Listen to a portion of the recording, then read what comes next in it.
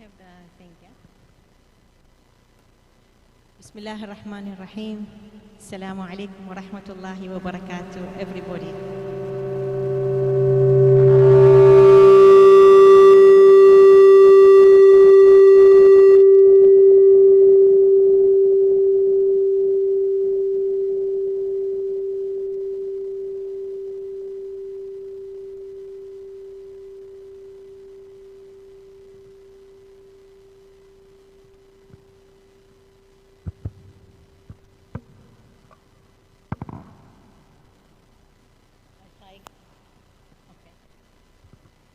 Thank you. So today for us at Arabia CSR Network is a very special day. It is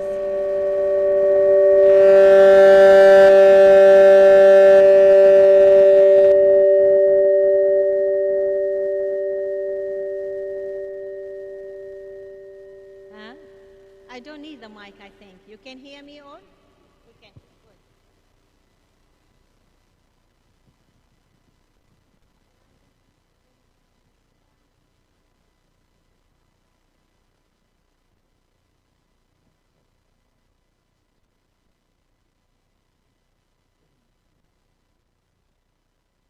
We need the mic for the virtual people. Sorry. It is a platform that has survived the trying times, 2 years of COVID, and it's still going strong. And I can share with you the facts as we move on into the slides. Why is that? It's an award that was really cooked on slow fire. We started building for it in 2006.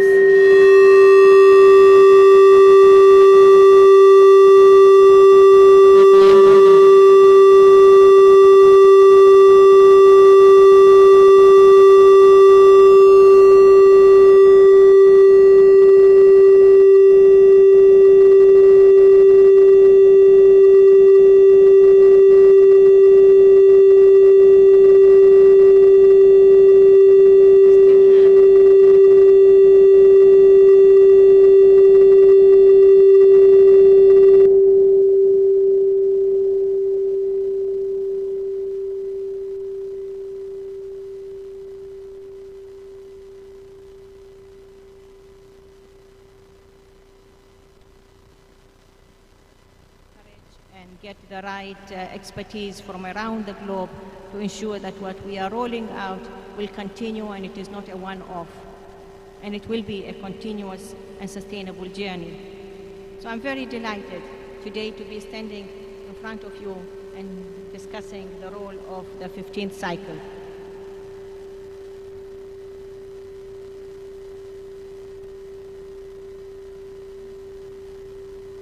Carlo?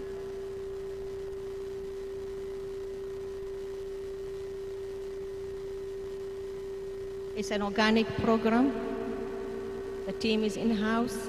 We work on developing everything that we want together with, of course, our strong network of stakeholders from different countries.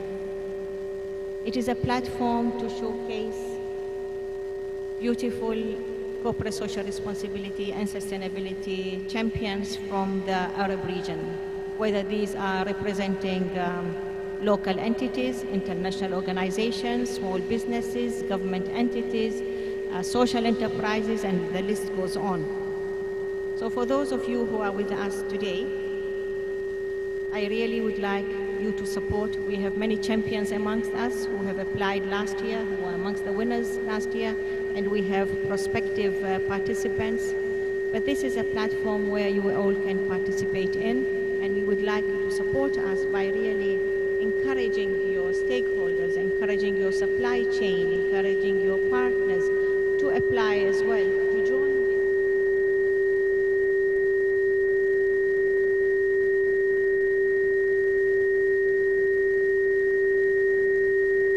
Some of the partners that we have on board is, first of all, this award is independently assured by a third party, which is DNV, one of the strongest accreditation bodies in the world. It has got an environmental partner, the mother organization, which is the Emirates Environmental Group.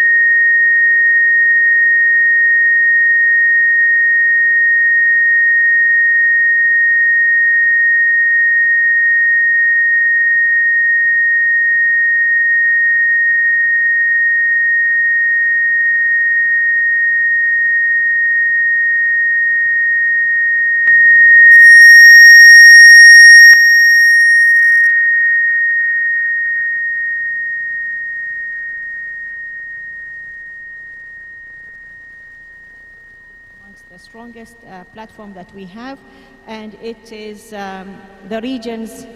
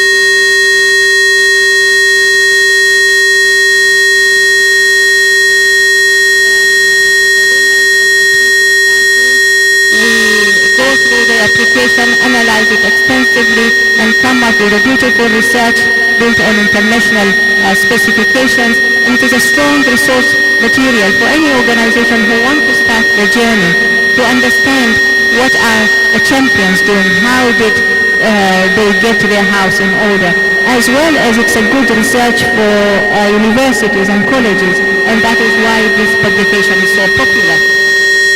And it is a good reputation builder for the entities that have won, because this research is done by an independent party, which is the Arabia CSR network. So organizations acquiring copies of it and distributing it to their stakeholders helps build their brand and their reputation. Amongst the other things that we do is advisory services. We work with entities long term to share best practices, to take them step by step of what needs to be done, whether this entity is a government organization, private sector entities. We work with small, medium, big.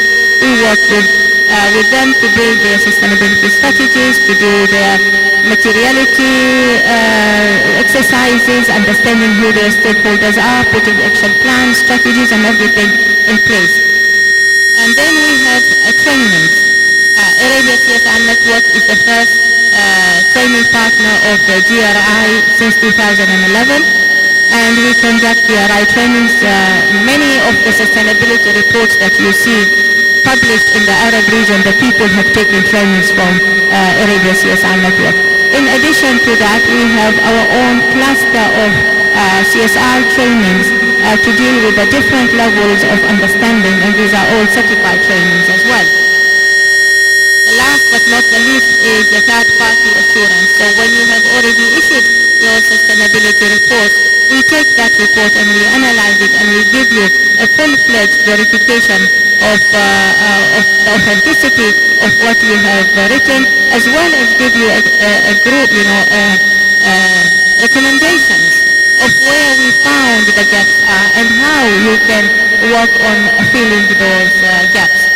So this in brief is what Arabia CSR Network is. Gibson.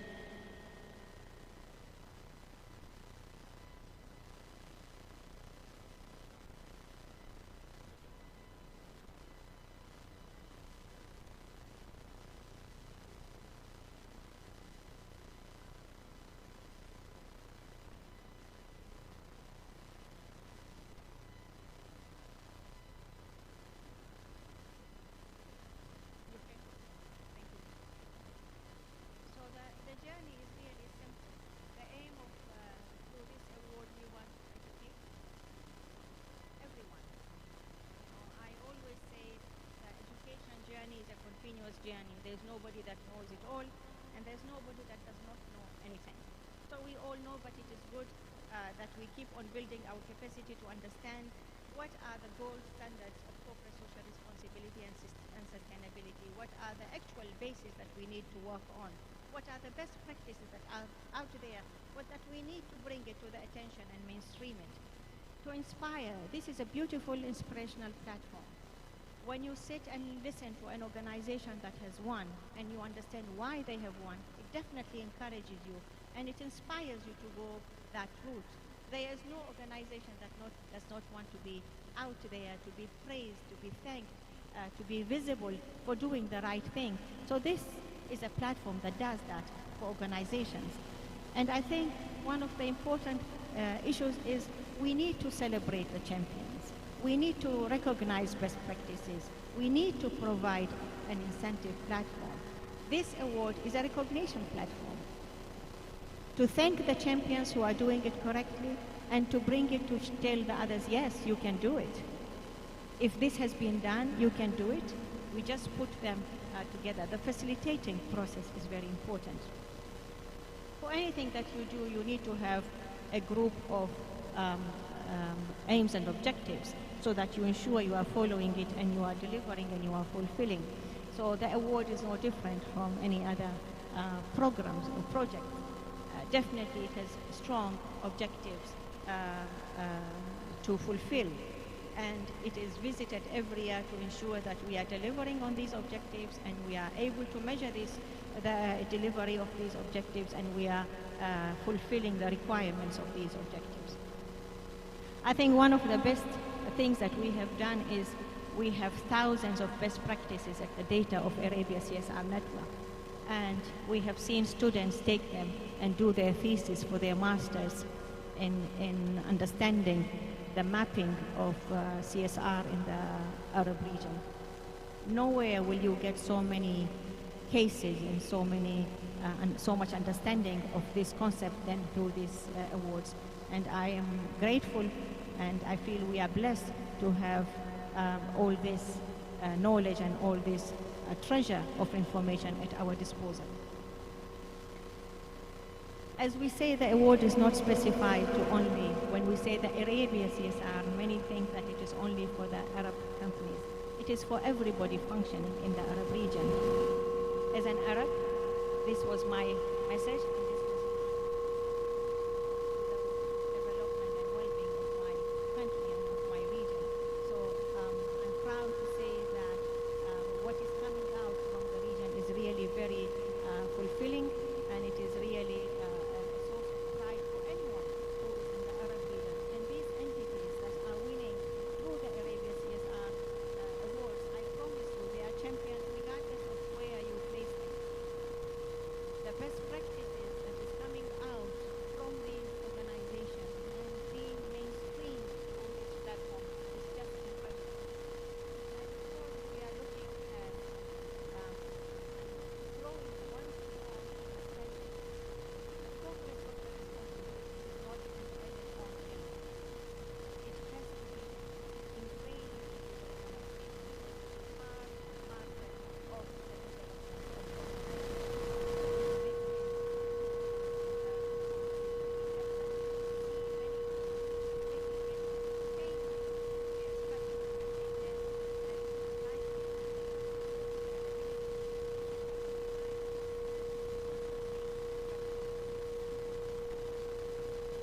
I have written the ending text in Arabic as well. We have our Arabic audience. I try to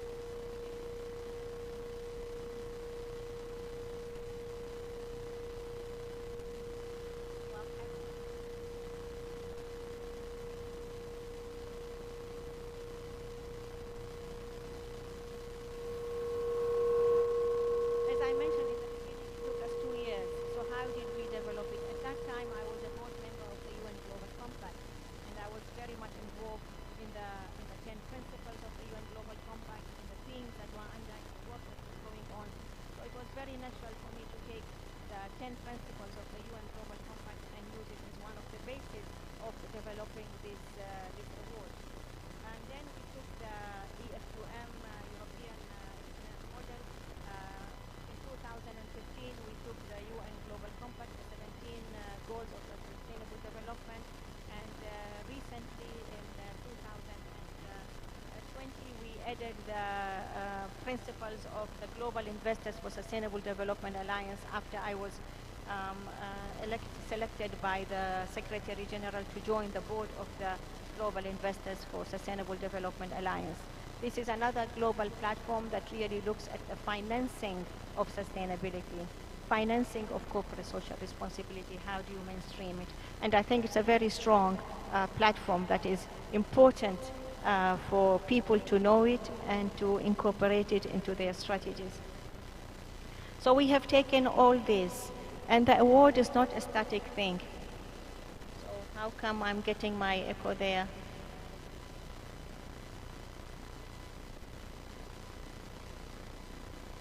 It's not something that we created it in 2006 and we stopped, or in 2008.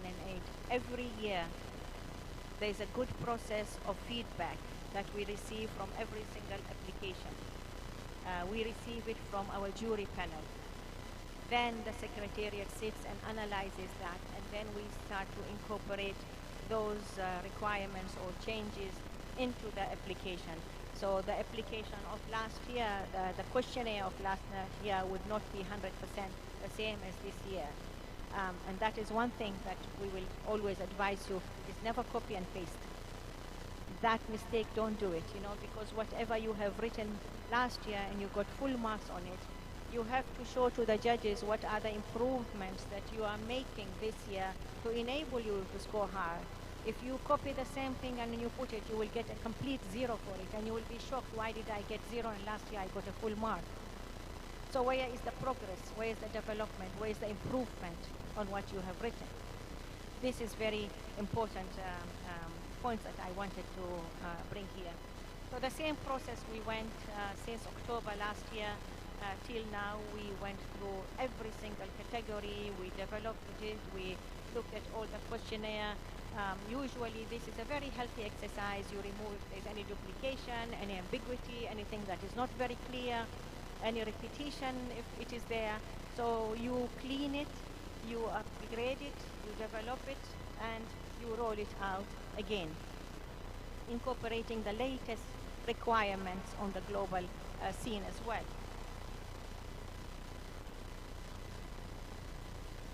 These are the platforms that we have looked at and we have depended on in building an award that is unique and adapted to this region. The categories that we started with, we started in 2008 with 3 categories. That was a small business sector, medium business sector, and large business sector, in the number of employees according to the UN Global Compact, identifying the status of entities. In the second year of the application, we were happily surprised to receive applications from government entities. So that encouraged us to open a category in 2010, increase the number of categories. 2010, incorporate one specific category for the government sector. As you can see, as we move along, the categories were increasing or decreasing. We had a special category for NGOs, but then we found out that this award is very, very difficult for NGOs to be able to apply. Then we turned it into a very strong platform, which is the partnership and collaboration. Partnership and collaboration is a platform that is keep on evolving, and actually every year it records the highest number of applications in the partnership and collaboration.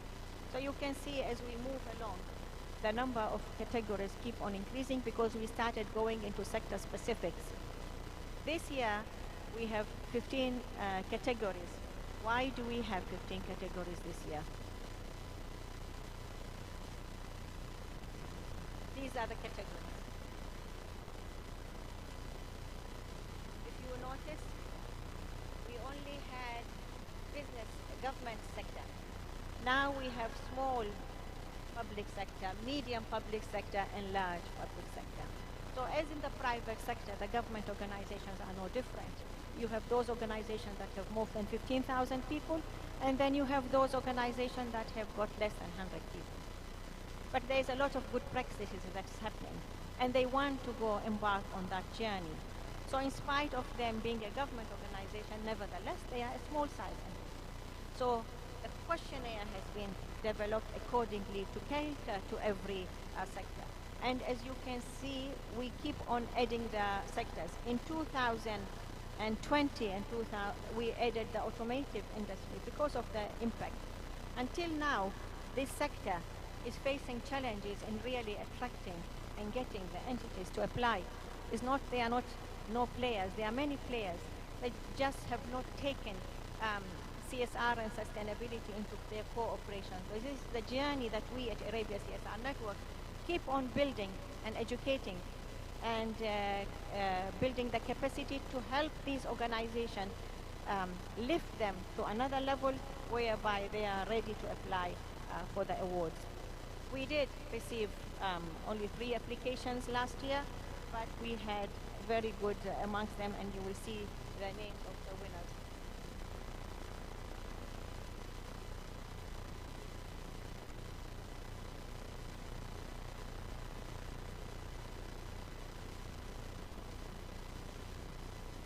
So we talk about the award. It took us 6 months to develop this award. A lot of thinking went into it, a lot of discussion, deliberation went into the award. Although there is no monetary award, but this award itself symbolizes a lot of things. We looked at our region, what are we? How do we function with nature? How do we deal with the environment? And how do we deal with every element and with surrounding elements? So you can see it reflects these key elements. You know, we have the environment and the people coexisting, and that is the same that you see. The same is the human element, and nature is where we are building it, and we have even looked at the top where we are looking at prosperity, and we are looking at the nature of our region, you know, sunshine all the time, and the circumstances. The colors as well, the colors, natural colors of and we took the sand. This sand, we incorporated it between 2 slices of crystals. But the sand is not static, it's moving. There's space of movement. The message to everybody who is applying that no scenario is static. You have to change with the changing of circumstances, with the requirements. As now, we are all adapting to the new normal with the COVID pandemic.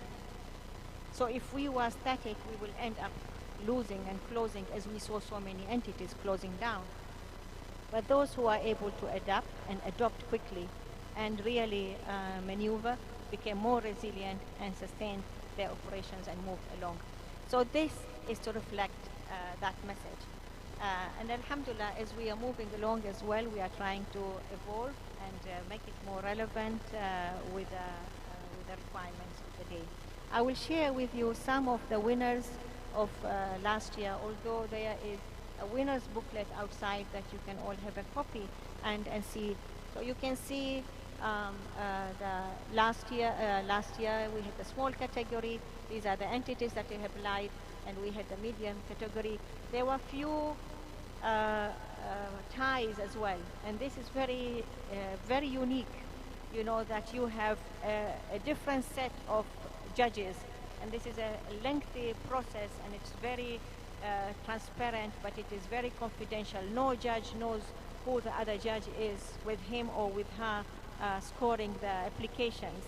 And when the applications are done, and of course it's all online, it shows you if there is a variant between the 2 judges. Again, we have a percentage of that. So if it is more than certain percentage, that application has to be sent to a 3rd judge to give a score, and then it is added and divided over 3 to enable us to get the score for that particular point or for that particular application. And we had applications from 9 Arab countries. Usually we get from 14 Arab countries, 15 Arab countries. But because of pandemic, the number of Arab countries that are participating has come down, and that is very understandable.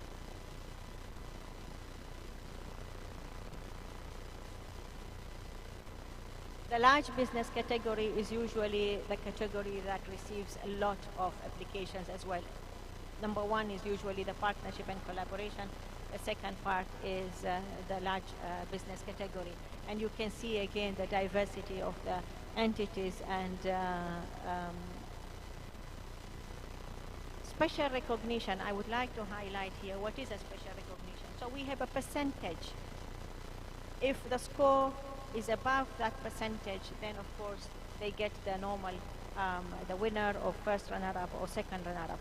But sometimes the judges feel, you know, that this organization deserves to be recognized, but yet they have not reached to that particular percentage, and because the regulations are very strict, then this is at the discretion of the judges to give special recognition. Okay?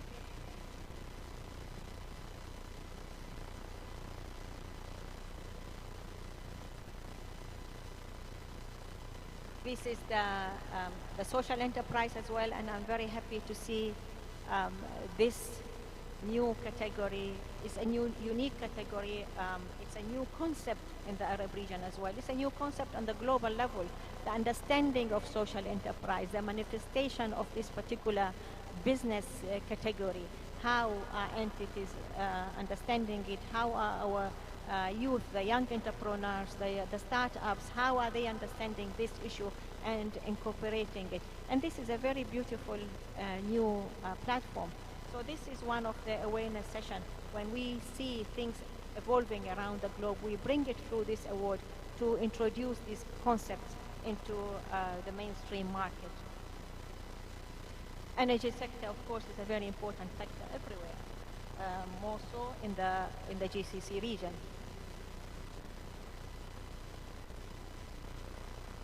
The hospitality sector, the financial services sector, the construction category. Again, construction category is one of the categories that has got huge impact on the environment and a huge impact on the economy and a huge impact on the society. Yet, this is a category as well that we find is a challenging one for us to get entities to really apply for it, in spite of the sheer number of entities that practice this business in the region. So it takes a lot of effort from Arabia CSR Network team to reach out to different entities, build their capacities, and encourage them to go through this process.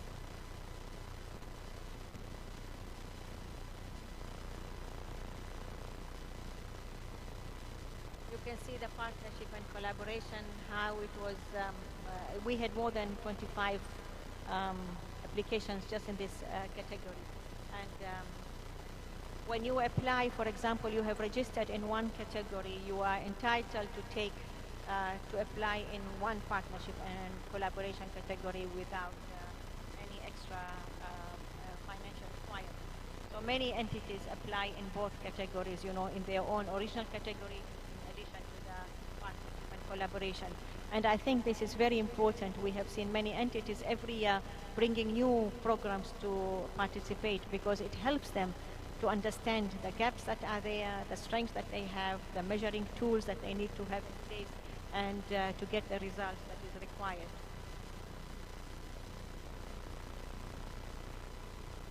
This is a publication that was that is being shared outside, and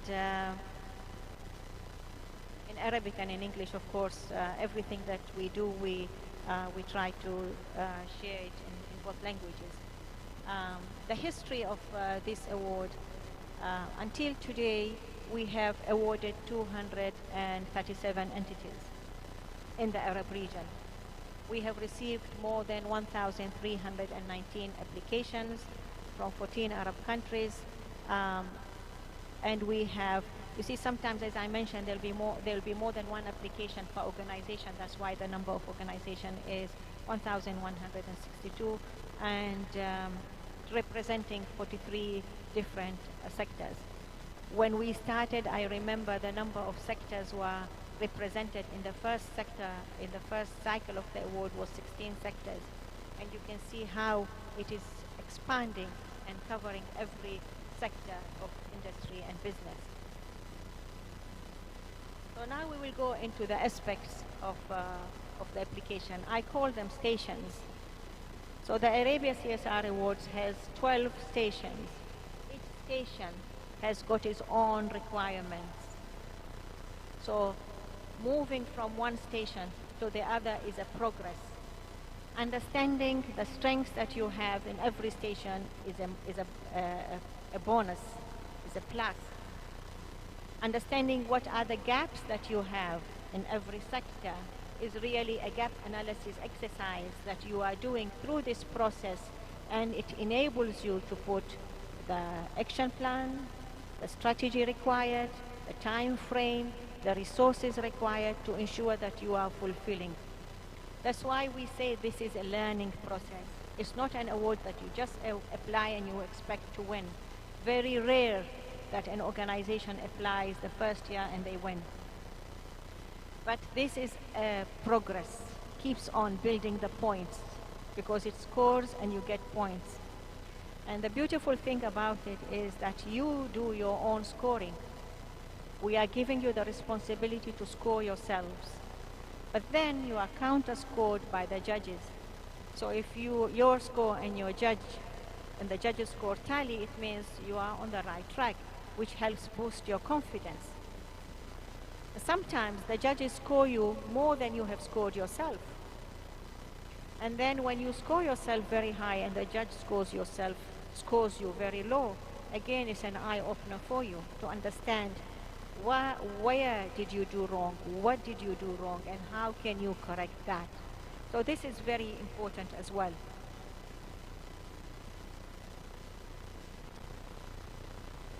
الجائزة لها 12 محطة. كل محطة فيها متطلبات معينة لازم تملى. الجميل في الموضوع أن نحن نعطي المتقدم إمكانية وضع التحكيم نفسه بنفسه. يعني أنتم تحكمون أعماركم وتحطون الدرجات اللي تعتقدونها مناسبة لتغطية هذه الفقرة بالذات. اللي يحصل بعد ما أنتم خلصتون نحن نعطي لأعضاء لجنة التحكيم هم بعد يضعون المعايير ويحطون الدرجات. إذا كانت الدرجات نفس الشيء فهي بالنسبة لكم زينة لأن أنتم يعني مسوين تمام. أحيانا أعضاء لجنة التحكيم يعطونكم أكثر مما أنتم روحكم حاطين الدرجة. هذا بعد يساعد على بناء ثقتكم أن شغلكم تمام. أحيانا يحصل العكس أنه أنتم حاطين درجة كاملة 4 بينما أعضاء لجنة التحكيم يعطوكم 1. فبتستغربون ليش حصلتوا على رقم 1. الشرح يعطيكم لأنه في كل سؤال كل درجة تعطى لازم قدام الشرح ليش عطيتوا هذا الرقم. هذا يساعدكم على التعرف على الفجوة الموجودة في الموضوع المعين أو في الخانة المعينة وكيفية تغطية الفجوة هذه.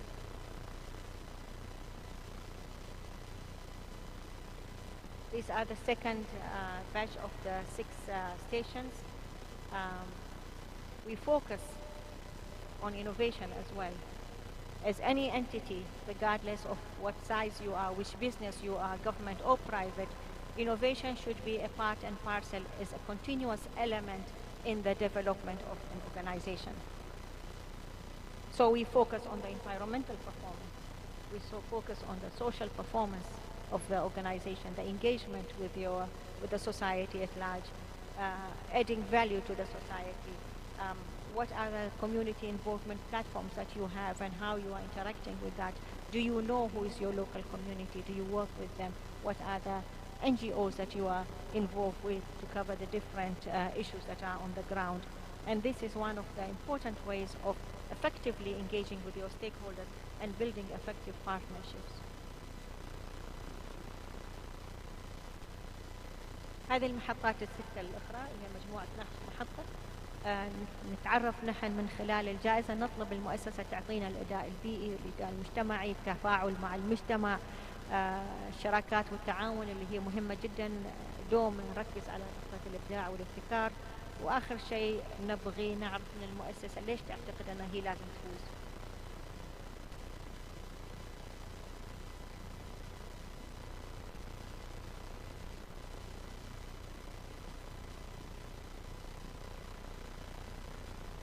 The first 2 years, the awards were through actual paper, 2008 and 2009. And we used to receive from every application, from every applicant, 3 copies of the application, a lot of paper. And then, because our judges live in different countries in the world, we had to courier the material to them. It was a very lengthy process, very heavy process, and taxing financially as well as environmentally and time consuming. And the material comes back to you. So it was a very lengthy process, but that was what was available at that time. 2009, after the second application and with the sheer number of papers that we were dealing with, we said, no, we have to look at more sustainable way and more convenient way. So we started slowly but surely going online, and now it is a full-fledged end-to-end is an awards management platform, and there is no paper that is shared. Everything is online, evaluation process, the judges' scores, a lot of characteristics have gone into that. You have the ability, because the award closes on 30th of June, so you have the ability from the day that you start applying till 30th of June to do whatever changes you want. You do it, you save it, you come back to it. It's not a one-person application. I promise you, it is a whole teamwork. So you need to create your committee, the people that are involved, and we encourage you to involve from different departments, because that will help make your life much easier and your information much more authentic and credible, and it will help you cover the gaps that you have, and you can give a good winning application. The time frame that we have put for this award is today, alhamdulillah, we are launching it, and I purposely start early so that to give time to the applicants. Halfway through the application, we conduct a workshop, a clinic, to help those who are filling the applications, and for those who are interested to apply but they have not applied yet. This workshop will take you through step by step from the judges to understand what is expected of every statement, what is expected of every questionnaire, what should your answer be focusing on, and how do you submit a good application. Then, of course, 30th of June, 5 o'clock, we close, and the system will close. You will not be able to get your access on that as well. Then the system opens for the judges from 1st of July till 5th of August. The judges go through the process of application, then it closes on them, then the system starts generating the reports, and the judges' review and deliberation is on the 15th of August. First week of September, the shortlisted ones are informed that they have been shortlisted, and inshallah this year the Arabia CSR Awards Gala ceremony will be on the 5th of October.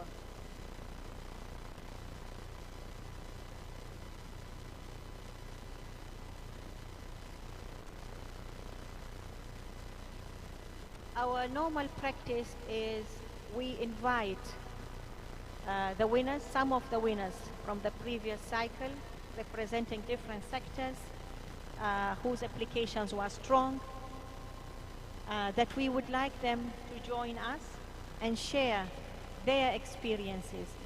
Of course, there are a few questions that they have to answer through their presentation. How did they submit a winning application? And the other question that is required of them to answer is, what did they do after winning? What is the plan for them moving forward? So I look forward today, inshallah, to hear from 3 wonderful organizations representing diverse sectors. We have Dubai Police as the winners of the government sector category last year. We have Zurich as business category. And we have large business category, and we have China construction, state construction company representing the construction sector. Again, we look forward, I personally look forward to hear from each and every one of you. Thank you very much for taking time off your busy schedules and to join us, and I'm sure every single participant will benefit from your deliberation and discourse, and we look forward to delivering on our promises. Thank you very much. So may I please invite Ms. Noof, representing Dubai Police, to share her experience. تفضلي.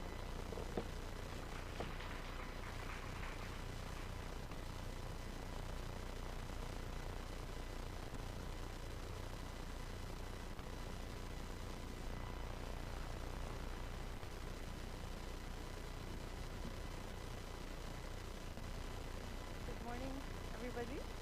Can you hear me? This is Nofal Belouki from the Environment, Health and Safety Department of Dubai Police. I'd like to brief you all about... Yeah? Sorry?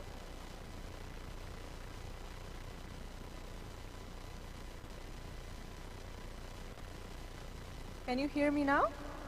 Okay. Good morning, everybody. How are you? This is Nofal Belouki from Dubai Police Environment, Health and Safety Department, and I'd like to take you on a journey of sustainability. One of the reasons that we applied for this award is actually this prestigious award was actually to be evaluated by an external third party on our sustainability performance. As you all know, it's very important to be evaluated to know where we stand and how we can move on to the next steps. Moreover, sustainability and especially the social aspect of sustainability just naturally aligns with Dubai Police's mission and vision to a safe and secure city. However, in recent times, it's definitely become more of a priority to ingrain it in our values and our daily operations. And the sustainability team was formed officially in 2017, where one of the first things...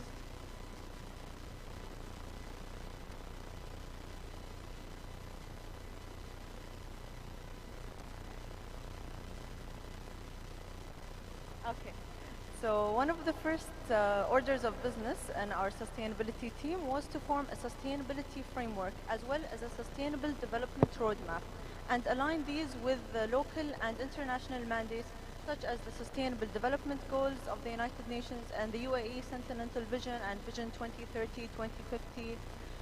So this really helped us to guide us forward and as we navigate in the sustainability journey. This has also allowed us to become the first police force in the world to win this has allowed us to be the first police force in the world to be part of the United Nations Global Compact. And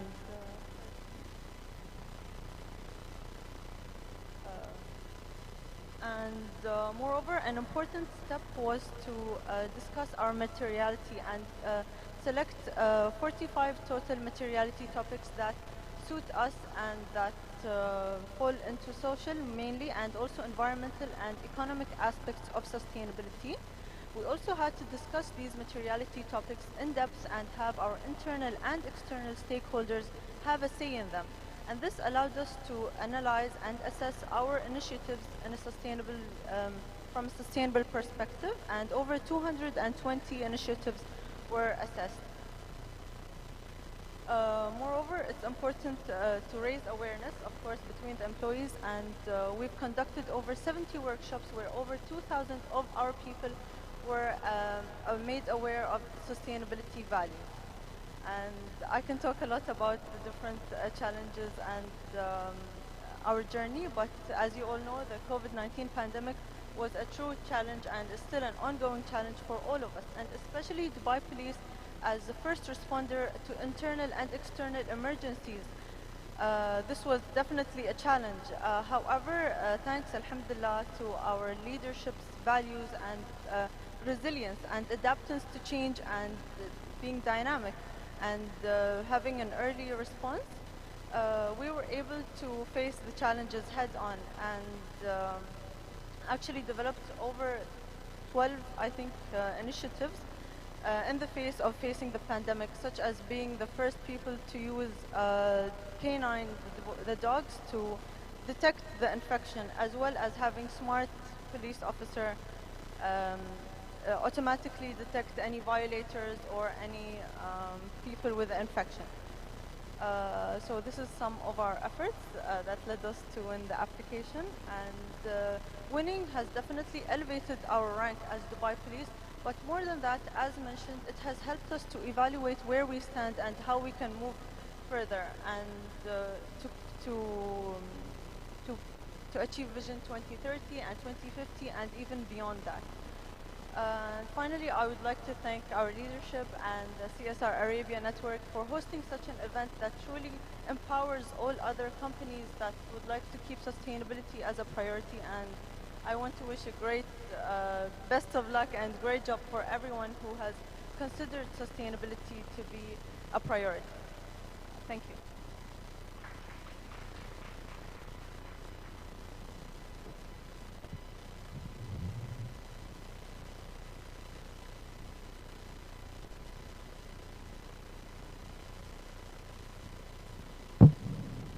We have two more examples. So it gives me great delight to invite Mr. Yu Tao from China State Construction Company, again, to share his experience. And then, of course, we have Ms. Rina Vivek from Zurich, inshallah, after him. Please, Mr. Yu.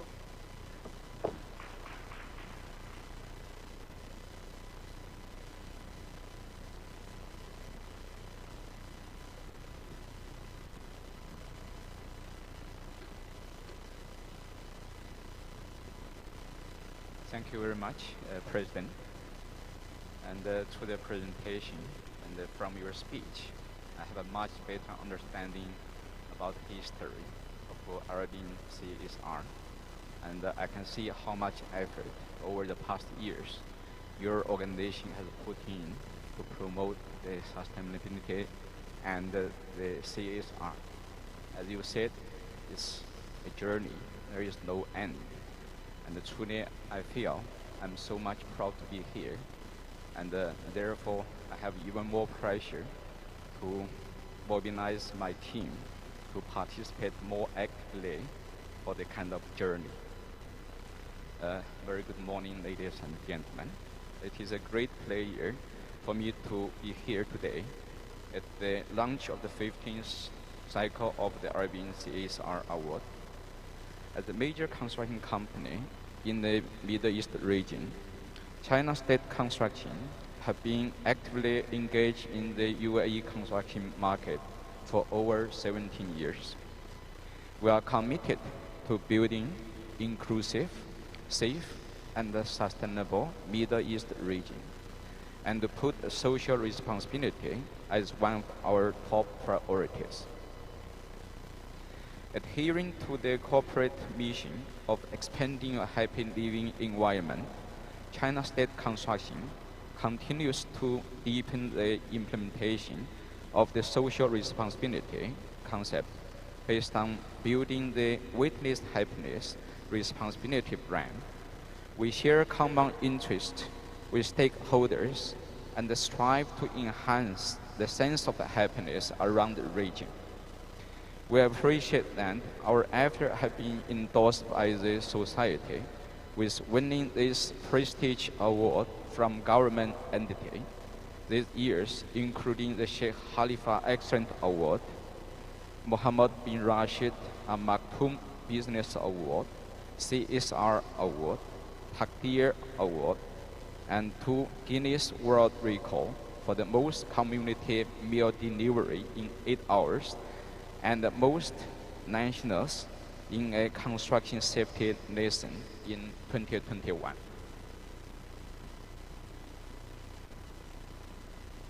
To give back to the society over the past nearly 2 decades, nearly 15,000 jobs were provided for workers in the region, benefiting more than 10,000 families each year.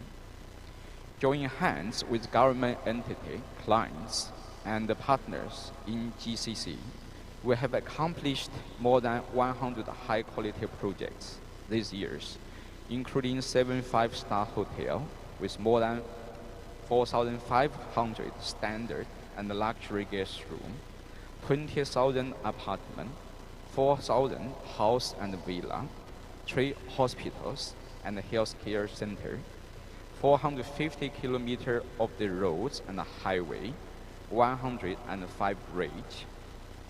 It is said that 1 out of 30 people in Dubai lives in a house built by China State Construction. We aim to integrate our achievement together with the development of UAE economy and society. And we will do our utmost to benefit the whole society, to make all our stakeholders, including employees, customers, shareholders, partners, government, and the public, more satisfied with our development achievement. We have developed a global strategic vision and have established cohesive, cooperative relationships with local government, think tanks, financial entities, and NGOs. Just now I was talking, as a contractor, we're always thinking our angle to participate has to be from the construction sector. I think we should probably go beyond this boundary to look into the possibility to integrate our ability with any other entity. For example, just now I was talking to engineer Luf from Dubai Police.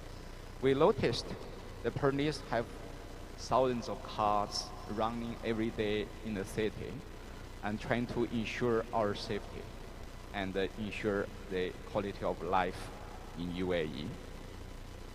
How we are going to convert the traditional car into the electrical car, the budget is required. And we are going to be more than happy to team up with any of the entity. If there is any financial requirement, we can take the benefit of our credit rating. As China State, we have been rated for many, many years A by Moody and Fitch and so on. So we can take advantage of our financial rating and to supply the finance into the sector or with any other entity to make things happen quickly and to make the situation win-win for each of us.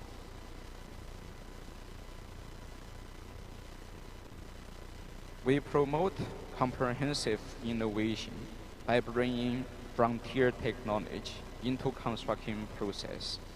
We conducted the world's first 3D printing office, applied BIM in the construction process, promoted the regional first box either precast bridge assemble by short line method. Our latest technology conference attracted nearly 500 participants, including government authorities, prominent clients, key consultants, market specialists, industry partners, and the academic university experts from China and the MENA region to inspire technical management reform and the model innovation of the UAE construction industry. In the meantime, we guarantee and continuously improve people's well-being and build harmonious commitments with actions such as the slideshow, upholding the concept of building a community of shared future. We deeply integrated into local community, especially careful introducing measures to protect women and the children, and interest as well as aim to encourage more women to enter the construction industry. I know it is difficult. The creation of the world-class enterprise is inseparable from the support from the world-class talents. We care about our employees' life and the career growth. We provide both company and the manager support in their desire to grow professionally by applying several strategies to promote the development of employees, such as taught one-to-one training system, online self-training platform, Witness Happiness Book House, Luban Institute, and so on.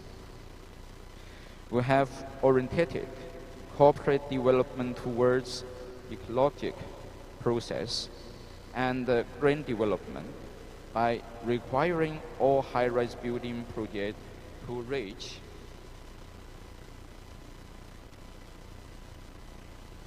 by green building system standard. The other typical projects are credited with the LEED certification.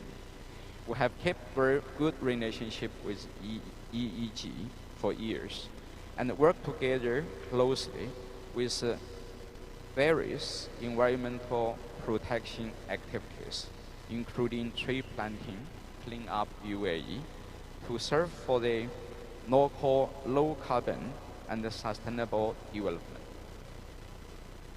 We know it has been quite difficult for companies and individuals during the COVID-19 pandemic era. The changing economic climate have inevitably caused hardship across all industries. However, we are committed to corresponding the social responsibility as a good enterprise citizen. Until the end of the last year, we have allocated around 97 million AED on COVID-19 prevention for our stakeholders. And at this present time, we are building the first vaccine factory in Abu Dhabi in order to provide better protection to the people in the country and in the region. We hope we are going to finish it in a few months. We firmly believe that workers' welfare and wellness are crucial in our operation, now more than ever. Last year, we helped more than 12,000 employees to keep their jobs and guaranteed their income on time, provide our employees and subcontractors with more than 10 million masks, 50,000 bottles of disinfectant, 900,000 pieces of PPE, including gloves, medical goggles. For staff with travel history, we arranged 25 fixed rooms and around 100 flexible rooms for quarantine purpose. We have cooperated with authorized health center. Our labor vaccination rate has reached to 93% and staff rate 100% with 0 serious cases. Winning the 14th CSR award is not only just a great encouragement for us, but also a symbol of recognition from the community, leading us to more potential partners and more business opportunities.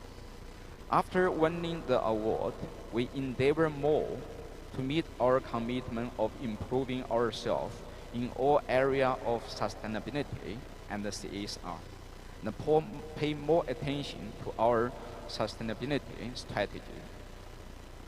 Henceforth, we will continue to prioritize and focus our high-quality development to have more positive and bigger impact to the society and the environment in the UAE. And 1 month ago, we have agreed with the COP28, which will be held in 2 years in Abu Dhabi. China State Construction will become the major participant in the China Pavilion. It's a commitment on behalf of the China State Construction and also on behalf of the industry. Overall, with respect to all our contribution, let's keep up the good work and create more social value. I believe together we can build a better UAE. Thank you again on behalf of China State Construction. Wish all of you here could achieve better results and wish the Arabian CSR Award is planned success and a great future. Thank you.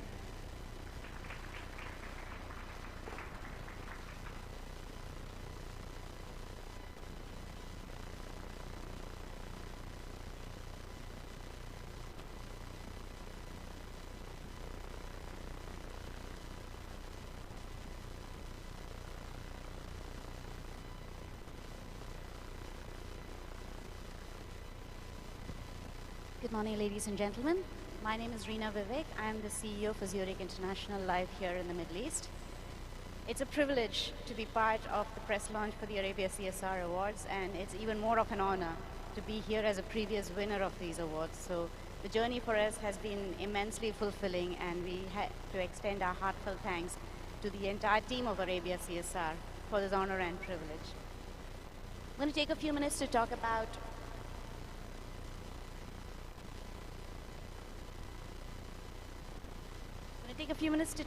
Zurich's journey globally as part of our sustainability initiative, and then touch upon some of our recent initiatives here in the Middle East. But I'd like to spend some time hopefully sharing some of our experiences, applying for the awards, going through that process, and our learnings from that, which I hope will help all of the new people who want to enter into this process. So our ambition as a global enterprise across 200 countries is to be the most responsible and impactful business in the world, and we've set that ambition to be measured by the Dow Jones Sustainability Index, to be within the financial services industry. And we've built our corporate objectives, our vision, and our strategy based on that. So our strategy essentially globally is built on 3 pillars. One is climate change, which has a direct impact on us as a business, as well as our communities and the consumers that we work with.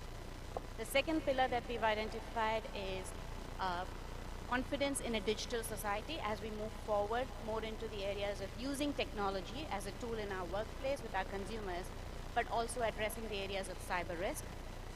And the last area is workplace sustainability, or in terms of workforce sustainability. So building an environment where our employees can be productive and safe and operate in a sustainable manner looking forward into the future. So those are the 3 pillars under which Zurich globally operates.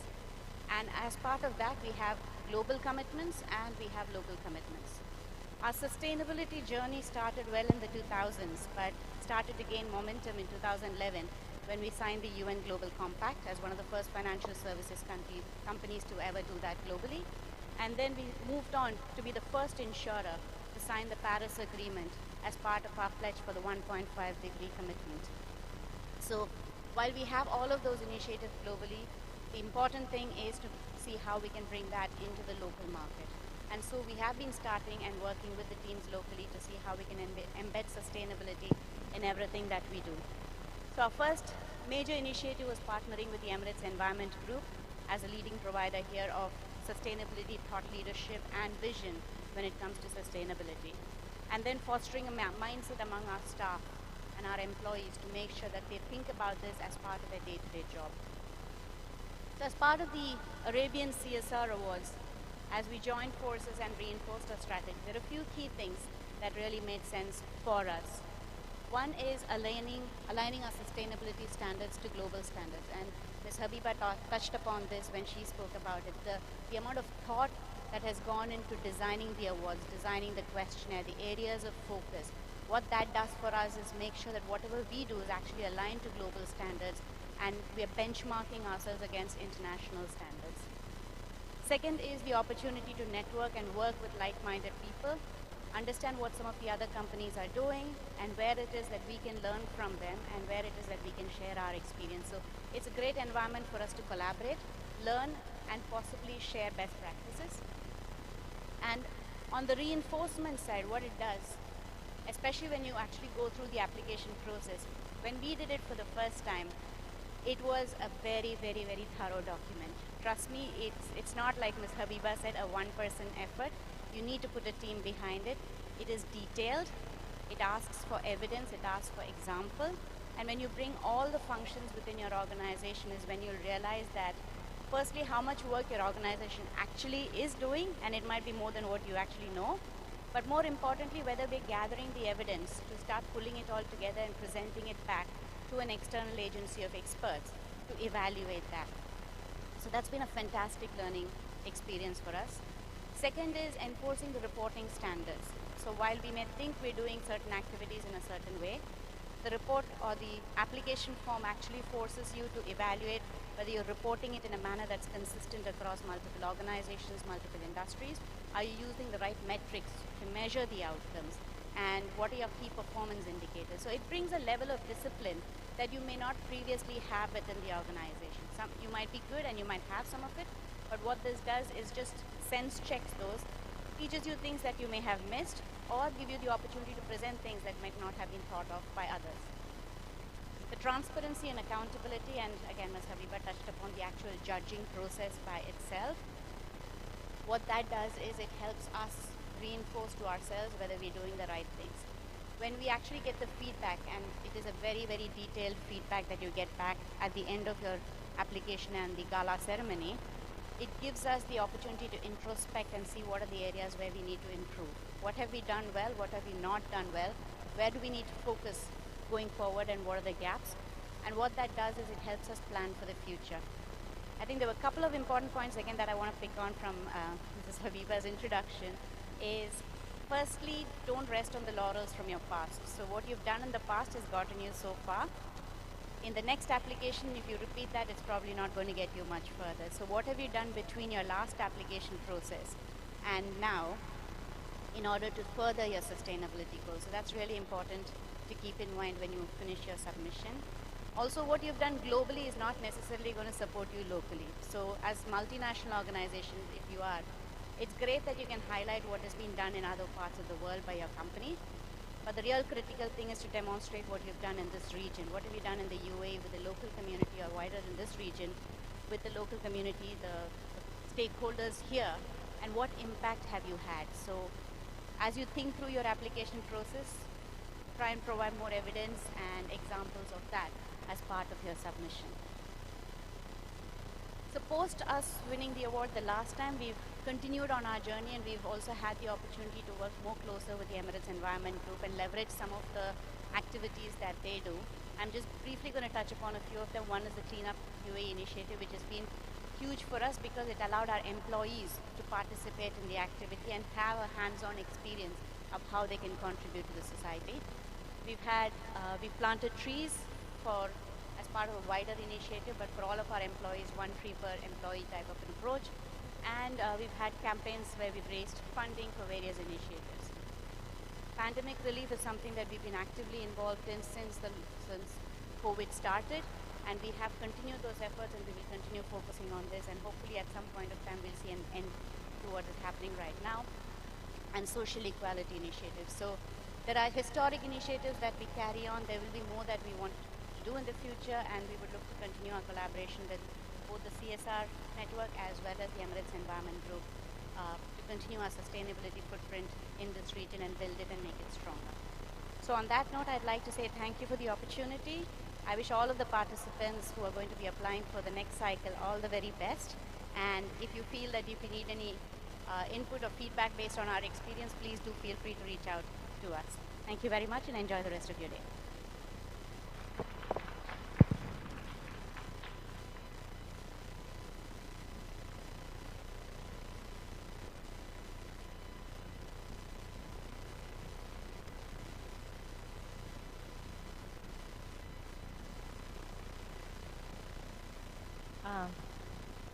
Thank you very much for 3 wonderful presentations, each one of them touching on different issues. So I hope it gave you a clear idea of some of the requirements of this award. It gives me great pleasure really to invite the general manager of this wonderful hotel, Mr. Faris Khalifat, to express our appreciation for their support in hosting this event.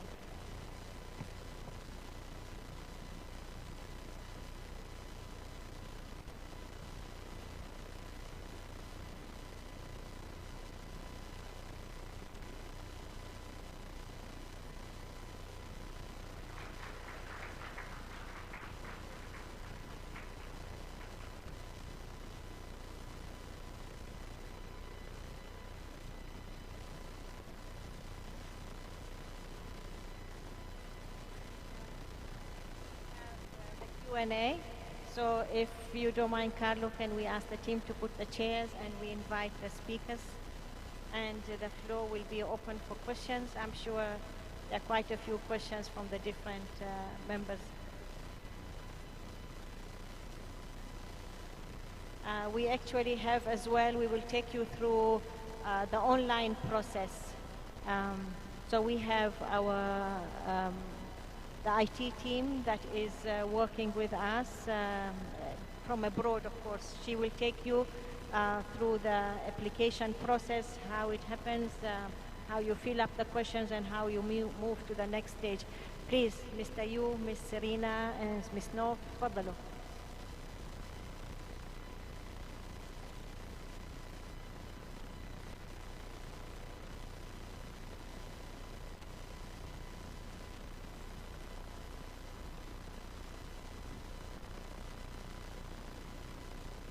So there's only one microphone.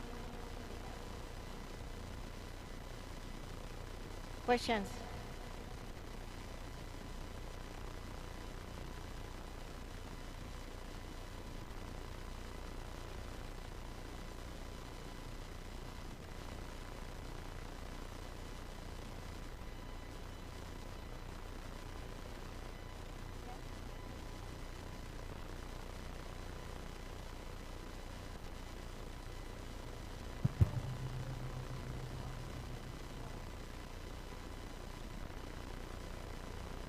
Okay, so you are asking what is the process of selecting the jury members? Okay. So as the awards keep on increasing, the number of jury have to increase as well.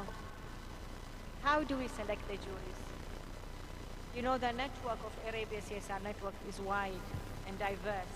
It covers everywhere, not only the UAE, but the region and globally. So we look at the people that we have interacted with, people that have taken strong, sustainability trainings, are practitioners, have a good length of experience in that field, have taken specific trainings. For example, one of our judges is the person who developed the GRI training material. Okay? So this gives you an idea of the type of our judges. These are experts in environment, health and safety in their own organization, have taken different specific trainings that related to environmental issues, to sustainability issues, to CSR issues. And we look at diversity in gender, we look at diversity in regions as well. And we pair, every two judges for an application. So the judge does not know who the other judge is until on the day of the deliberation. They will know themselves from the Excel sheet in front of them on the screen and the scorings that they have given. And not the same judges continue. There's always a renewal of the judges. This year, inshallah, we are injecting in 3 new judges as well, that they have a long history of being practitioners in CSR and in sustainability issues, environmental issues, quality issues, and that is how we build. Does it answer your question, yeah? Okay. Any questions for our speakers? Yes. Later. Hello? Okay, it's working. I guess first of all, thank you so much to all the presenters and panelists for sharing your insights. It was amazing to hear your experience. My name is Olga. I'm representing a PwC company here. And speaking about the experiences, just, I guess, a question related to your experiences. We live in a world of COVID. And I guess a lot of us moved to the remote way of working. So the question related to engagement. Did you see the levels of engagement among your employees in the corporate sustainability or responsibility activities have dropped during the COVID? And how did you manage it? Did you move to some virtual type of the corporate sustainability event? How did you manage to drive this engagement among the employees during the 2 years of COVID, while I guess everybody wants to really give back to community and to environment because it's a tough time. But on the other side, we are locked down, we are restricted to do a lot of face-to-face activities. So we do have our story and our engagement. It's just really nice to hear from other people. Sure, I'm happy to go first. And you're absolutely right. During a time when it's, working from a distance or working from home, it's quite challenging to create that environment where everybody is fully engaged on a face-to-face basis. That said, we do have platforms through which we communicate to our employees. So we have, for example, like Facebook for organizations, we have an app called Workplace, through which we communicate about sustainability initiatives. We invite people's comments and feedback on the actions that are happening. Specifically relating to COVID, a lot of the efforts that we were doing was getting employees to recommend ways where we can actually help and get involved with other individuals or groups of people where the help was required. So for example, there was a strain for oxygen tanks in certain countries. So how can we collaborate together, collect, even organize the logistics to have it actually shipped across into the countries that were required. So while remote, what we could do is leverage our infrastructure, our global reach, but also get employees involved in the process so they were actually contributing. And then once the lockdown started to ease off a bit and people started to come into office, we started having more face-to-face events. In fact, we had one event quite recently where Ms. Habiba also joined us, and she was addressing all our employees and talking about everyday tips that you can do in your house as individuals that actually helps with the sustainability goal. So we weren't talking corporates, what they can do or whatever, but you as an individual, how you could contribute on a day-to-day basis, buying fresh vegetables, seasonal vegetables, things like that, local produce, supporting the local industry. So those tips were very, very useful for our staff to understand. So it's been a joint, offline and online type of an initiative for us.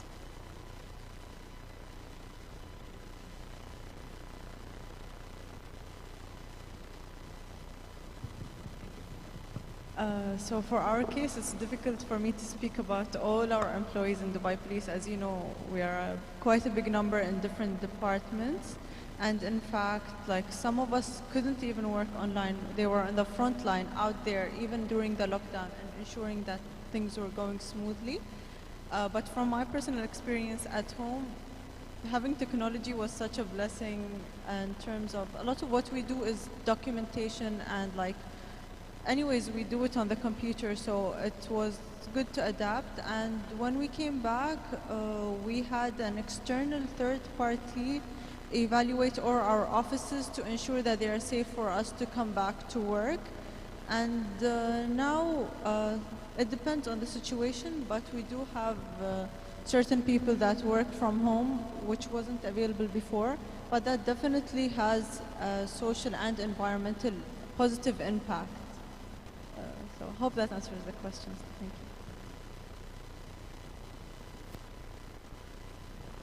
you. If I may just add, just one point I think that probably worth highlighting. The silver lining of COVID was digital adoption. I think what we've definitely seen is reduction in paper consumption because we were able to move to more tools and technologies that were more digitally enabled. And as a result, that's definitely been one huge positive. The adoption rate has grown up far more significantly than it would have otherwise. Other question? Yes. That.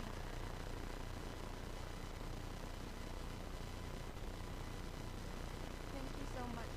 Thank you so much and good morning. My name is Yi Can Fan. you remove your mask so that we can hear the question?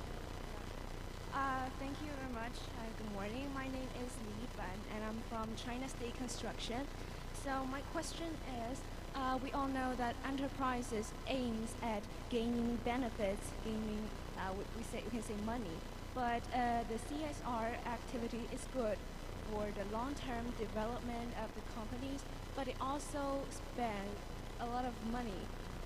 So my question is, as a leader of the enterprise, how do you balance the relationship between gaining benefits, gaining profits, and spending money on the CSR activities? Thank you. Address to I think three or four. Yes. Thank you for the question. If I've understood it right, your question is how do you balance the commercial expense side of or the profitability needs of a business versus the spend you need to do on sustainability. Is that right? Okay. Actually, our experience has been slightly different. As an insurance company, the pillars that we picked as focus for sustainability are items which have a direct relevance on our business. So climate change is one pillar that we want to focus from a sustainability perspective. and as an insurer against climate risks, so flood resilience and things like that have a direct bearing on our business in a positive way. So if we are able to work with communities to help improve the climate and therefore reduce floods or reduce calamities, as an insurer, then we are paying out lesser claims, which is where really our long-term interest as a commercial entity is in. So every organization will be able to identify areas where the investment in sustainability will actually have a business case which has a positive return on investment to the organization. So the key is to make sure you identify those areas where there's a commercial relevance, because if there is no commercial relevance, it's very difficult to find the investment to do in the sustainability initiative. But every organization, irrespective, will have. So paperless, you reduce cost on paper, so you need to invest in technology, but over long term that pays off as a return as well. So there's always, every commercial organization will have an area that you can identify for sustainability investment which has a commercial bearing in the organization, and that's been our experience. Thank you so much. Maybe I can share a little bit. I think sustainability can be very costly, and it's a very long journey. According to some study, in order to lower down the temperature from the current level by 2 degrees, we need probably spend more than 100 trillion. So not only China will be bankrupted, I think all the countries will be bankrupted. If you only look at the figure, but how we are going to balance it, what will be our contribution, and what will be our commitment, that's a challenge. I think we have to work smart. I don't think the sustainability is only an investment. It is two-way. When we create such kind of new technology, on one hand, we increase our efficiency. On the other hand, we have reduced the carbon footprint and reduce it to the zero is our target. It's going to be a huge challenge for everyone to think from different angles how we can participate. As a contractor, we start from something very, very basic, very, very fundamental, recycling. Yeah, that's something we are trying to do. I don't think there is any downside. But the recycling starting from the construction side, we need the society to support. We need to build the whole industry to digest it, or otherwise we have segregated different rubbish and trying to convert it, trying to reuse it. But we need the whole industry to be mature, to adapt, and to support us to achieve the target. So by doing so, in fact, we can generate certain return. With the return, I think we are more confident to do a better job for the sustainability development. Similarly, in the green building. And we all complain UAE, it is very hot. The sunshine is so strong. But if we use it smartly, we can convert the sunshine into energy. And it's going to be very much beneficiary for us, for everyone. With the new technology, I think we are encouraged to study more and to encourage or to introduce this new technology more to the consultant, to the client, for them to consider from the beginning of the design, from the beginning of the development, to include all these new concepts into the master plan to benefit themselves, lower down the development cost, and to create kind of new green building. I think the kind of balance it is there, but which require joint effort, wisdom, and a huge commitment. I think most likely in the beginning, it won't become a win-win. We need probably investment. But I do believe with our intelligence, with our commitment, in long run, we will find a good balance. Hopefully, I gave a little bit sharing of my opinion. Thank you. Thank you very much. Dr. Buen, okay? No? Thank you. Any more questions?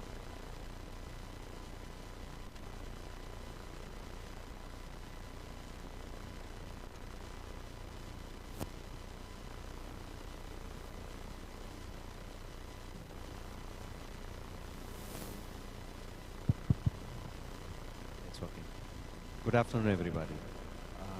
I represent Open Minds. Basically, this is a mental health center. We deal with people, we deal with counseling, we deal with psychiatry services. My question to the China Construction Group, it's quite impressive to see the numbers, the projects which you have overcome in the past few years. What are your challenges in sustainability towards the developmental growth of the organization and the people in terms of their well-being? Sorry, can you just repeat the last sentence? I couldn't hear that clear. My question is, what are the challenges towards the well-being for your people? Because we are living in a pandemic era. People are isolated, they have separation anxiety, lots of issues, stress, which has always been a major factor upon the communities at this present day time. How does China Construction Company is managing such a challenge?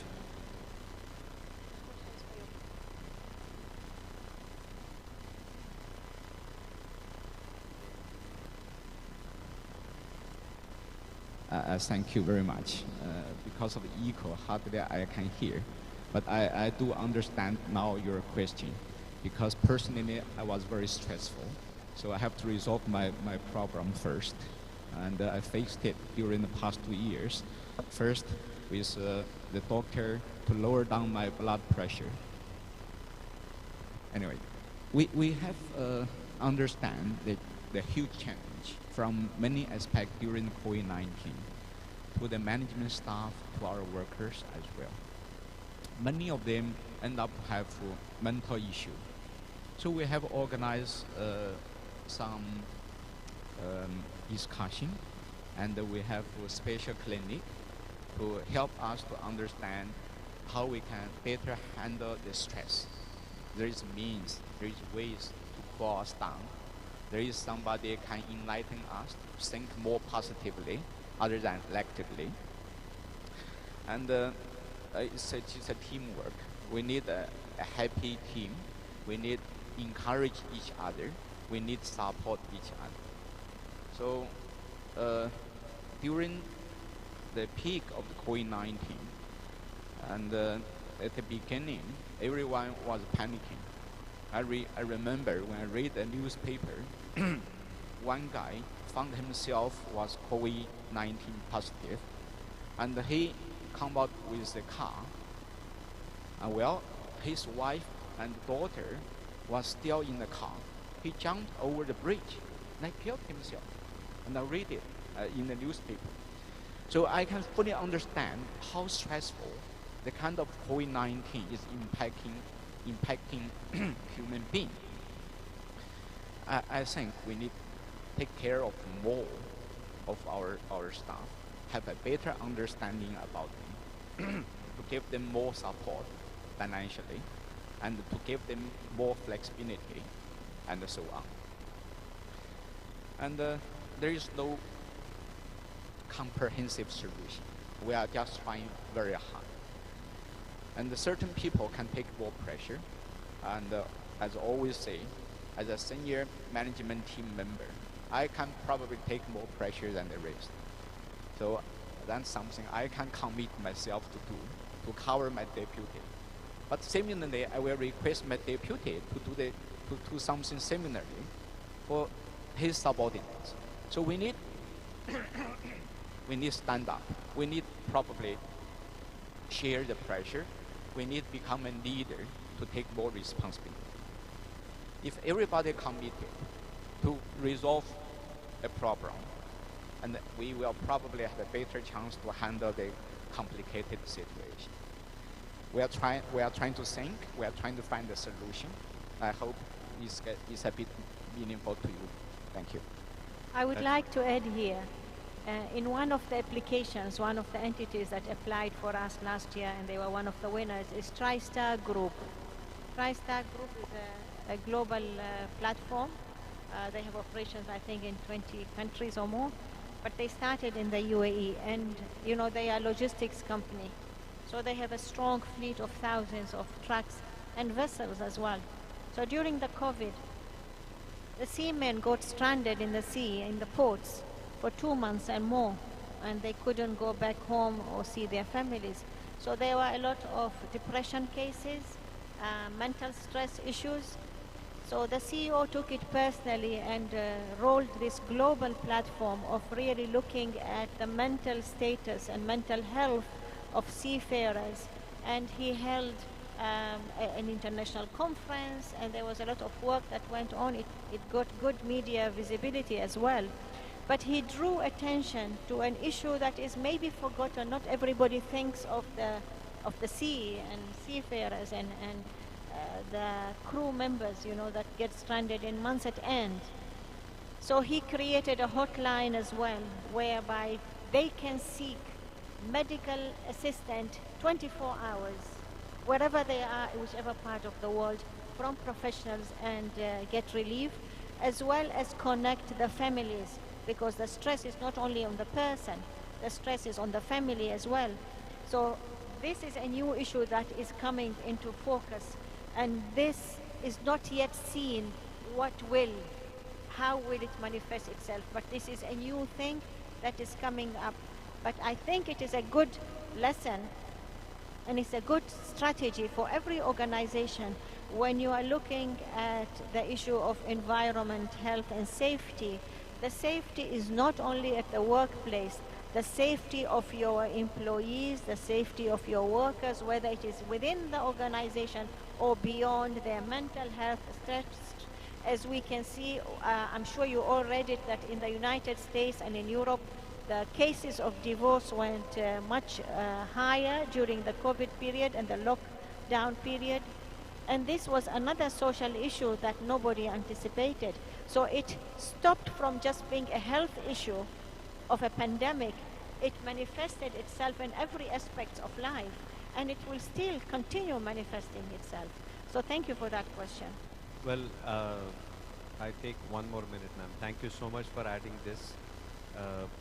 We know that, like, you know, the government and the UAE rulers has come up with a very wonderful situation to announce 2.5 days, which is in specific in line of the well-being of their people living in the UAE, has happened to be the reasons of which they have taken the decision.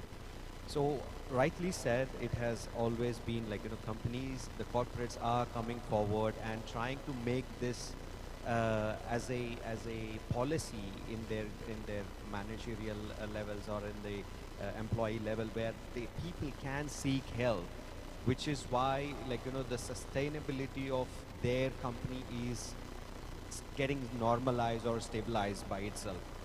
So we are here, I mean, like, we would like to thank the Arabia CSR network for making us part of this event last year and being also looking forward for this year as well. Thank you so much, ma'am, for this. Thank you. Any more questions? Yes.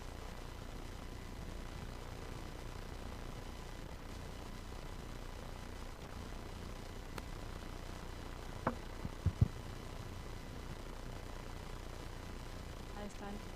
Good afternoon. My name is Begoña Águeda. I'm part of Accenture, and it's more a question to multinational companies such as yours on the process and how you find the challenge of balancing what your company globally is doing in terms of reporting and what you need to do locally.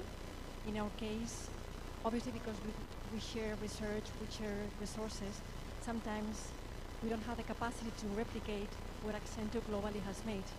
And sometimes what we have done globally is not fit for the purpose of the local reporting. So I wanted to know your experience, because probably you're dealing or you're benefiting from your global resources as well.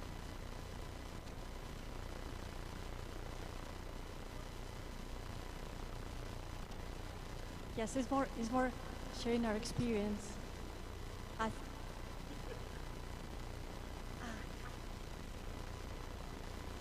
Is this any better?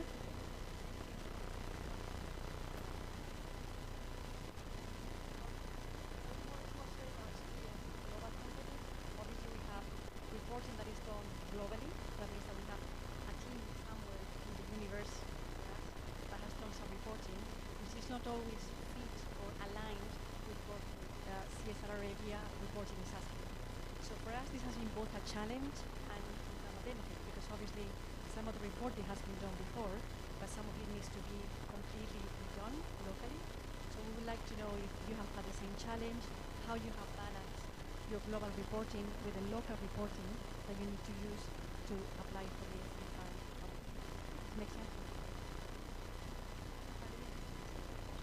So the question is, as a global body, you have international reporting and everything. But the requirements of Arabia CSR Awards, as you mentioned, requires you to show the actions and everything and reporting on the ground. So how are you managing to align that? So from our experience on the positive side, a lot of the things that you actually have to report under the Arabia CSR Awards is quite aligned to what we do globally as well, because the good thing is a lot of what you have asked is based on international standards and global standards, so which then makes the whole reporting process a lot more easier. I think the challenge more for us, and it's something that's emerged over the last few years, is trying to make sure that we can have initiatives that are more locally focused and not just leverage on what's happening globally. So as a global organization, we've got massive initiatives like reduce air travel to 30%, turn our entire fleet into electric cars from normal cars. So those are big global initiatives. But then how do you actually translate that to a local initiative, and how do you make sure you have impact locally has been more of the challenge. So less from a reporting perspective, but making sure that we are able to demonstrate and evidence local action has been something that we've been working on, and that's a lot of help from the Emirates Environment Group to give us visibility to local initiatives where we can either sponsor, participate, our employees can join. And also from forums like this, we get ideas of things that other companies have done that we can actually replicate. And internally from our own employees, we get ideas of what needs to be done. So we take information from a lot of sources, our global organization, local presence here, other companies in the region, and then use that for generating new initiatives that we can execute locally.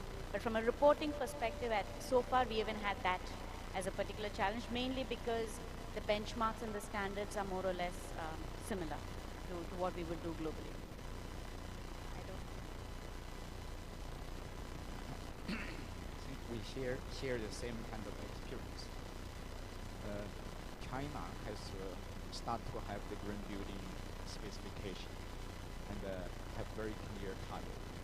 When we are comparing those Chinese standards and the local standards, I don't think they are far from each other.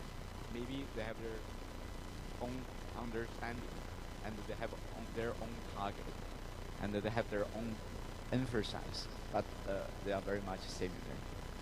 So when we participate in the CSR in UAE, we are borrowing the experience from China and taking advantage of the other practice in many other countries where we have the operation. So I think it's very beneficial for us to share among ourselves. Bigon, I would like to add there as well. I think one of the best ways to overcome this challenge is to prove your input. And this is because the headquarters is placed in another part of the world that has no clear idea of different regions. And the people sitting and responsible for producing that report are particularly aligned with a specific way in certain parts. So the different regions should have an effective input into the main report, so that your organization is really giving a true representation of its operations in the different regions. Instead of just giving it a corporate feeling and it's just, targeted or aligned to a Western perspective. Here, when you are adding from the different regions, you are giving yourself that humane face that this organization is really a people's organization. And when you are saying, mashallah, yesterday I heard that you are 675,000 people employed around the world, you are city by yourself. So it should be a true manifestation of all the representations that you have in different parts of the world and in the region. So it's only natural that what happens on the ground in this region should find its way into the global corporate report. I hope it answers. Any more questions? Thank you very much, ladies and gentlemen, for your active contribution and for valid inputs, and I'm sure everybody learned a lot today and will be that much wiser. And I'm sure you are all just an email away if they have any questions. Thank you very much. The last part of our presentation is the online, to show you an example of what you will go through and how it looks. So Ella, are we ready for that? So Ms. Tia is our IT person. She is in the Philippines now, and she will take you through how we go through the application step by step.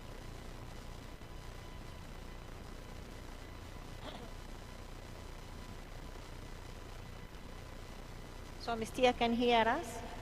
Okay. Hi, Ms. Tia. We will just put the screen for you now.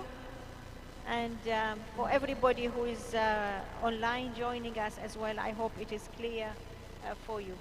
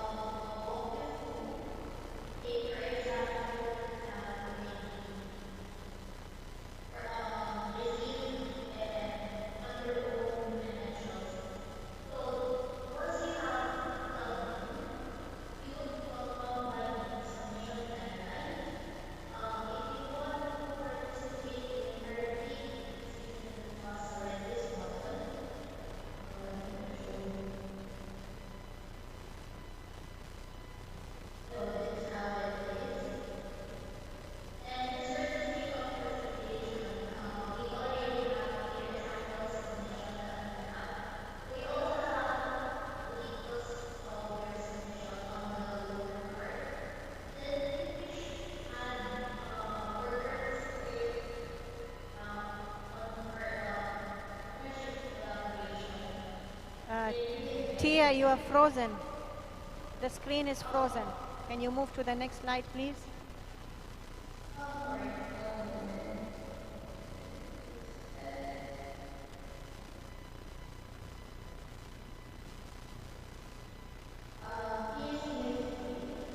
The screen is completely gone.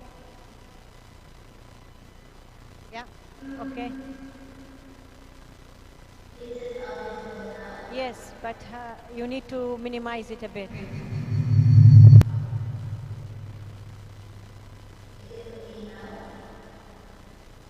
Okay, yes, you can move.